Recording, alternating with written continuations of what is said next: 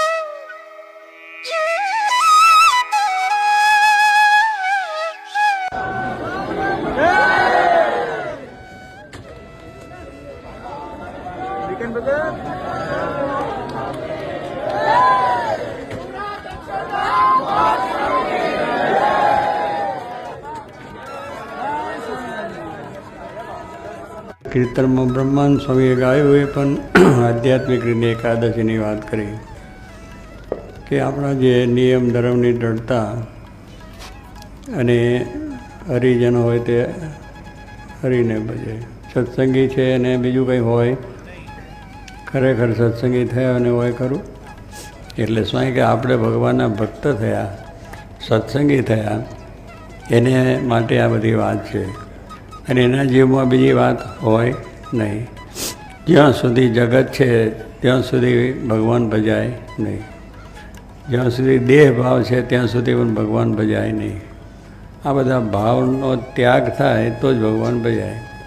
તો જ આ બધા નિયમ ધર્મ આજ્ઞા ઉપાસના બધી દ્રઢ થાય, સત્સંગની પણ સેવા થાય અને અહીં આવીને બેસાય.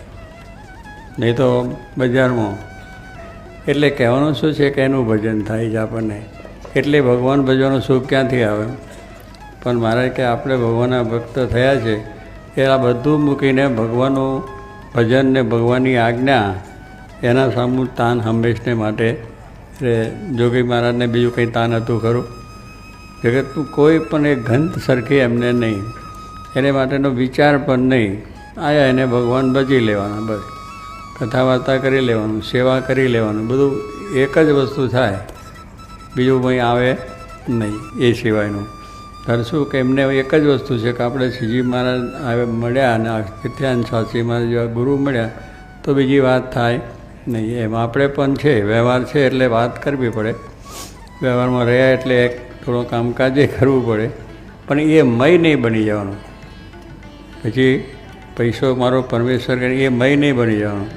પછી આ ગુરુ પેને કરી દેવાના નહીં. ગુરુ તો જોગી મહારાજ બ્રહ્મરૂપ આપણને બધાને ભ્રમરૂપ કરી નાખે, માયાના ભાવને મુકાવી દે, અક્ષરધામનું સુખ આપી દે એ ગુરુ. ગુરુ બંધન માત્ર ટાળી નાખે એ ગુરુ. ગુ એટલે અંધકાર અને રૂ એટલે પ્રકાશ. એટલે આપણું અજ્ઞાન, ગુ એટલે શું? અંધકાર આપણામાં કેટલો બધો પડે, કામ ને ક્રોધ ને લોભ ને મમતા ને મારું ને તારું ને આ બધા માયા જગત એટલી બધી વર્ગી છે ચારે બાજુથી તે ભગવાન ભજવા નવરા નથી.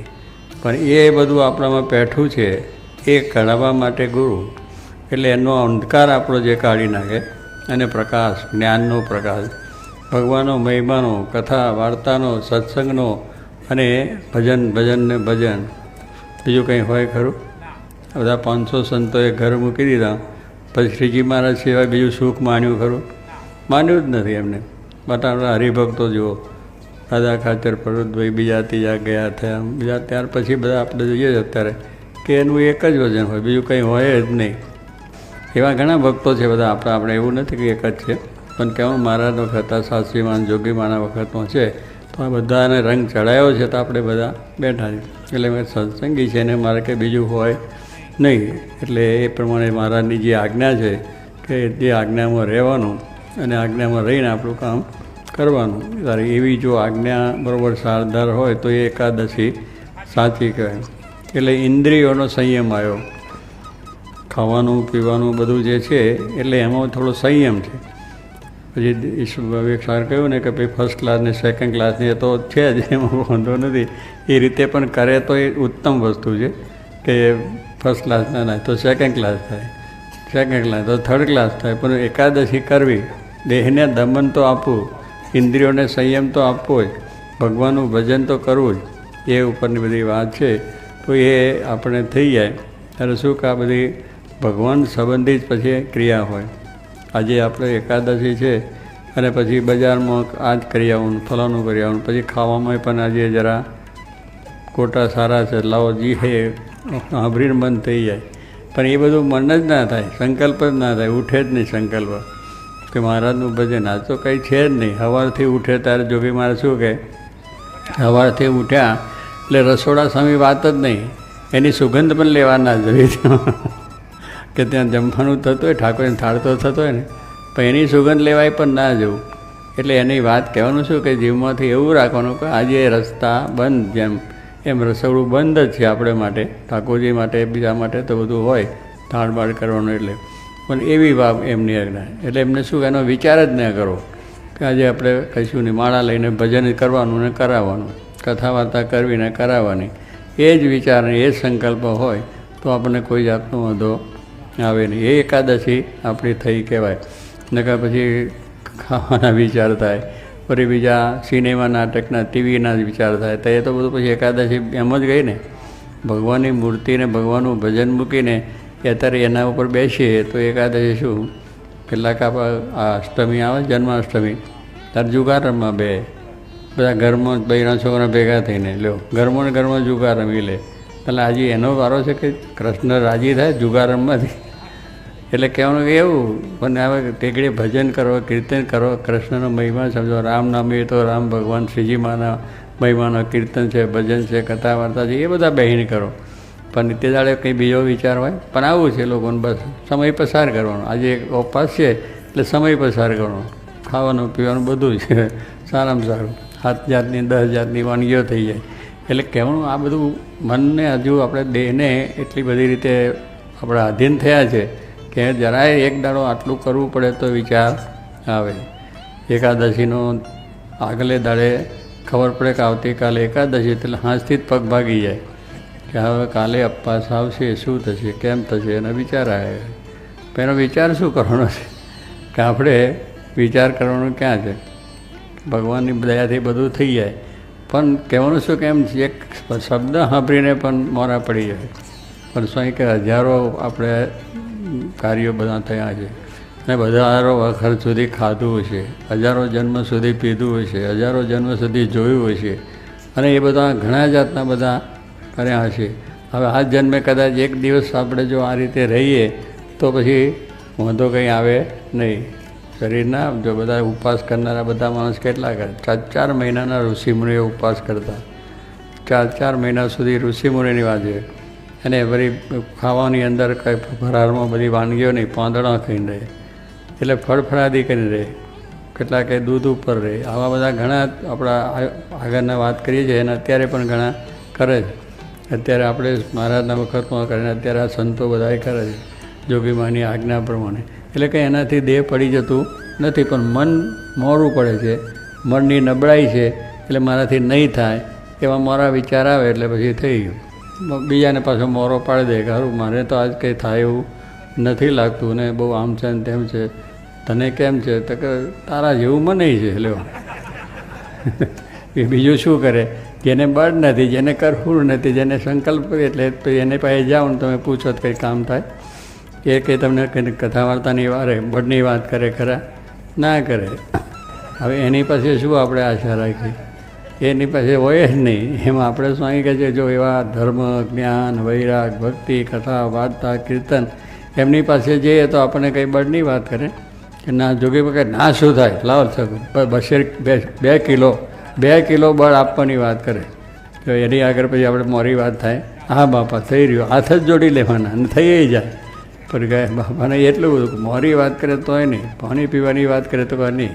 એટલે એટલી બધી એમની પોતાની જો દ્રઢતા શ્રદ્ધા હતી તો બીજાને પણ એ શ્રદ્ધા થાય. પણ આપણે જ મોરી વાત કરીએ કે આ તો બને નહીં, આ તો થાય નહીં, કરે નહીં, જગતનું બધું થાય પણ ભગવાનનું ના થાય.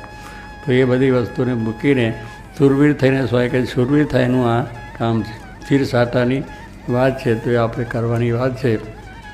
તો એકાદશીનો મહિમા એ કે ઇન્દ્રિયો, અંતસ્કરણ એ બધાની દ્રઢતા કરવાની છે, જીવમાં પણ દ્રઢતા કરવાની છે કે ભગવાનની દરેક આજ્ઞા પડાશે. ભગવાનની દરેક આજ્ઞા મારાથી પડાશે, ના કેમ પડાય?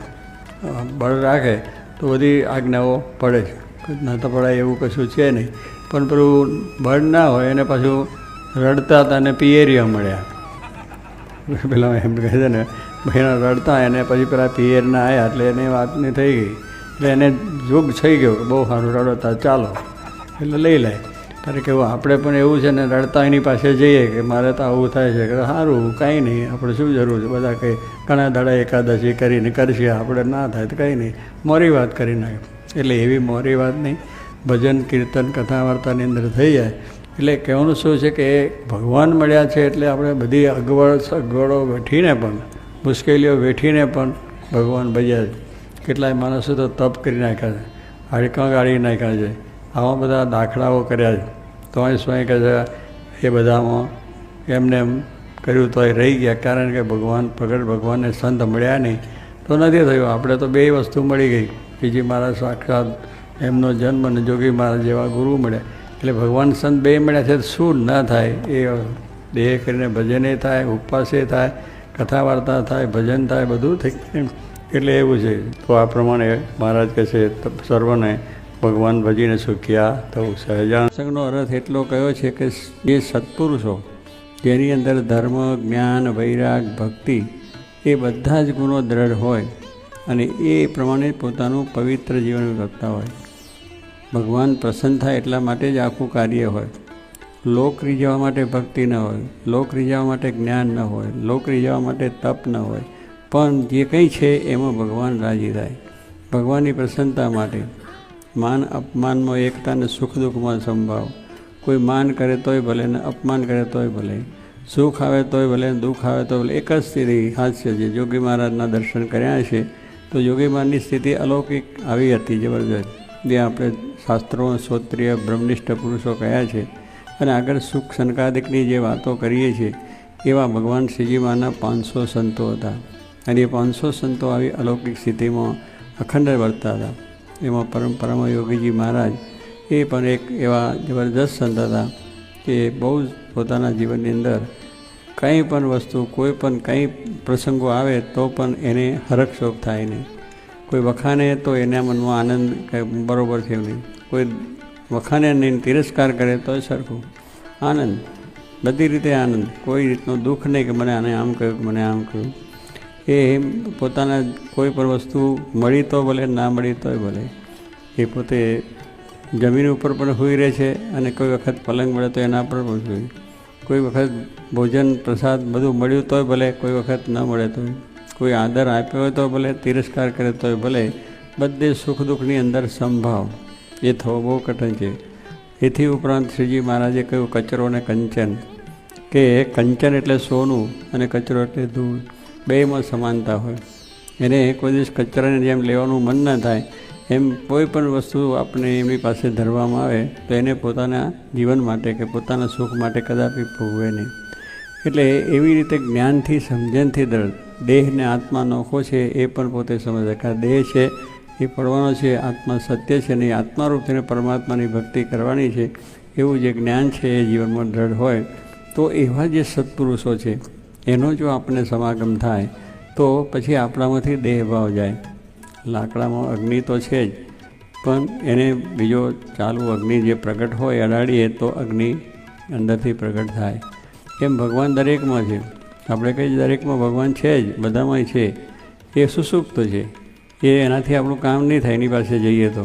પણ જેને પ્રગટ કર્યા છે, જેના હૃદયની અંદર સાક્ષાત ભગવાન વિના બીજી કંઈ વૃત્તિ નથી, વિચાર નથી, સંકલ્પ નથી, એવા પુરુષ પાસે જઈએ તો આપણને આપણો અગ્નિ અંદરનો પ્રગટ થાય કે તો આપણે અંદરમાં જે ભગવાન છે એ ભગવાનના સ્વરૂપનું યથાર્થ જ્ઞાન થાય, આપણે આત્માનું જ્ઞાન થાય અને એ રૂપ થઈને આપણી ભક્તિ કરીએ તો આપણું કામ થઈ જાય. એ મહારાજે એ વચનાત્મા પણ કહ્યું છે કે જનક રાજાને 9 યોગેશ્વરો એ બેને સંવાદ થયો. જનક રાજા બહુ મોટા રાજા હતા, જ્ઞાની હતા, વિદેહી હતા, અને યોગેશ્વરો એ પણ બધા જ્ઞાની હતા. એટલે એના આગળ પ્રશ્ન થયો કે ભાઈ આ ભાગવત ધર્મનું પોષણ કેમ થાય અને જીવને મોક્ષનું દ્વાર કેમ ઉગાડવું થાય. આ વાત ત્યાં પ્રશ્ન થયો. શ્રીજી મહારાજે વચનાત્મા વાત કરી છે.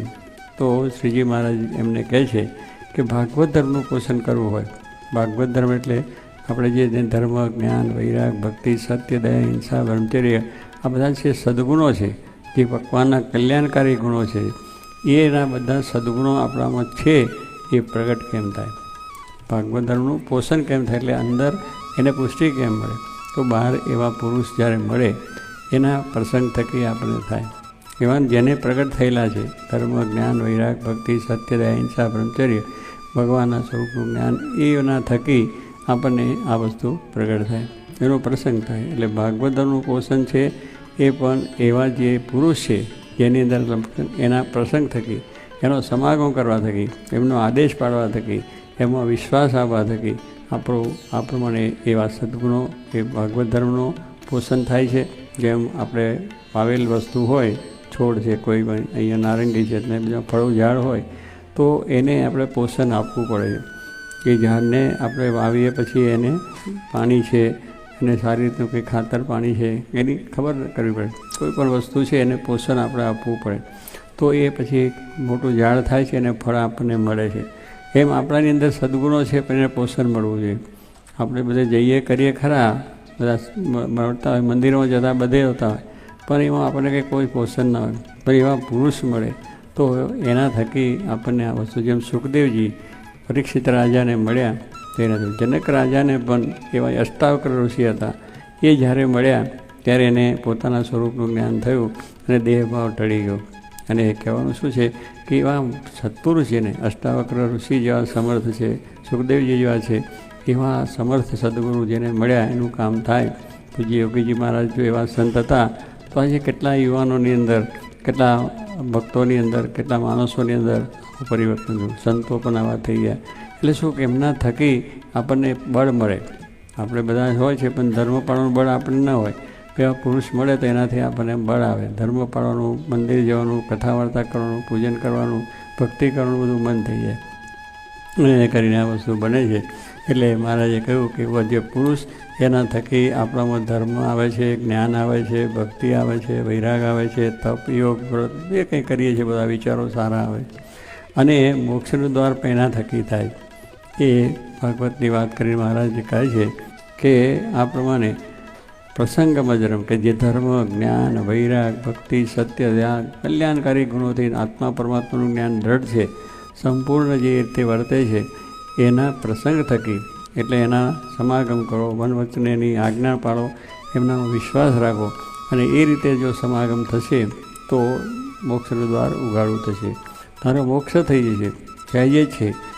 એટલે આ રીતે આપણે શાસ્ત્રોની રીતે કહ્યું છે કે એવા સાચા સત્પુરુષ મળે તો જ આપણને મોક્ષની પ્રાપ્તિ થાય છે.